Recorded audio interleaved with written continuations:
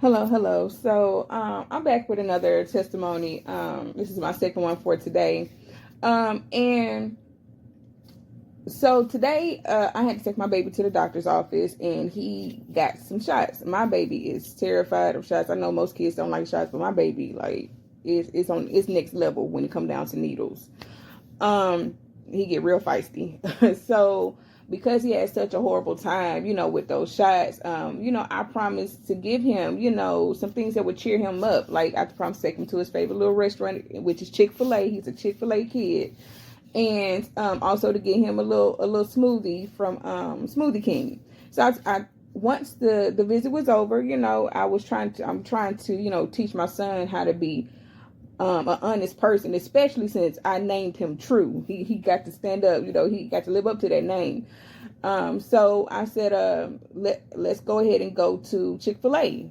And so I took him to the restaurant, and as we're like approaching the front door, there was a group of workers, some men, maybe about 6 or 7 men, grown men, walking behind us. They were coming to Chick-fil-A on their lunch break, right? So my son is such a gentleman. I didn't teach him to do this. I don't know where he saw it at, but he's been doing this for as long as he can actually open the door. He's been opening the door for me. So he opens the door and he ushers me in. So I'm like, go ahead, baby, because I didn't want my baby to walk behind me with the group of men walking behind him. So I'm like, go ahead. But my son refused to walk ahead of me. He's like, no, mom, you go. So I walked in. Now I'm standing waiting for him to come right behind me, but he didn't.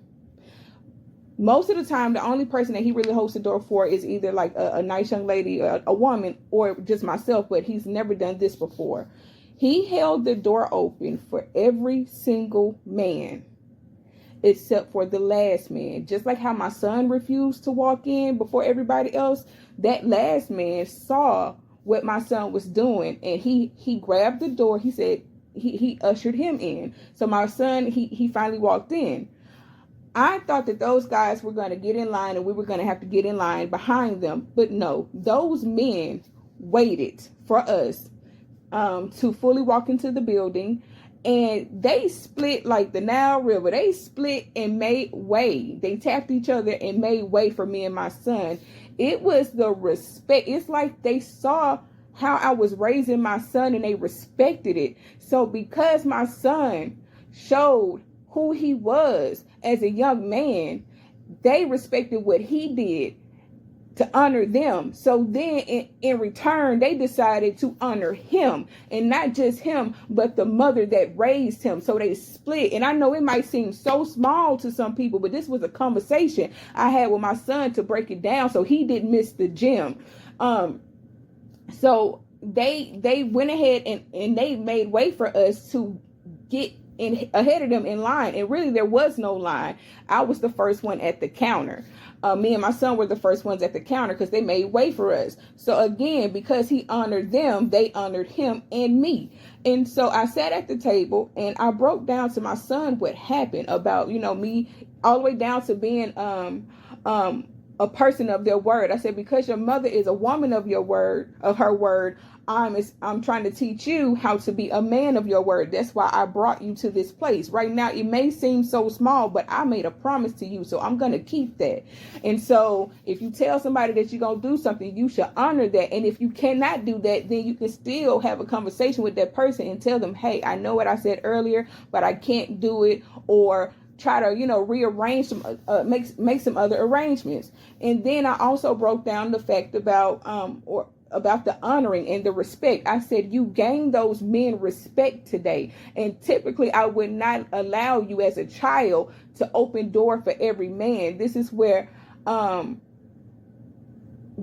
you would need discernment. But obviously God had placed in your little heart that these men, this group of men, they were okay for you to do this with, because you've never done this before.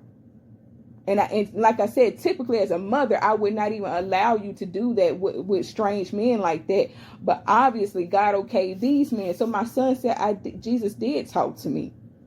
He did tell me to hold the door for them. So